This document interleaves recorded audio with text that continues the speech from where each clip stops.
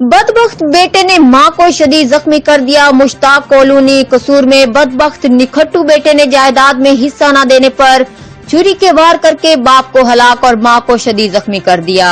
Mushtaq colony कसूर का रिहायशी 55 साला सूफी मोहम्मद सलीम का जवान साला निखट्टू बेटा मुनीर हुसैन काफी अरसे से काम करने की बजाय आवारा दस्तों के साथ आवारागर्दी कर रहा था और वालिदैन से जायदाद में से हिस्सा मांगता था कि गुज़िश्ता रोज इसी बात पर घर में झगड़ा हुआ तो मुनीर हुसैन ने छुरी के वार करके बाप मां को शदीद जख्मी कर दिया, जिससे सूफी मोहम्मद सलीम मौके पर ही जाँ बाक हो गया और मां शाहिदा बीबी शदीद जख्मी हो गई।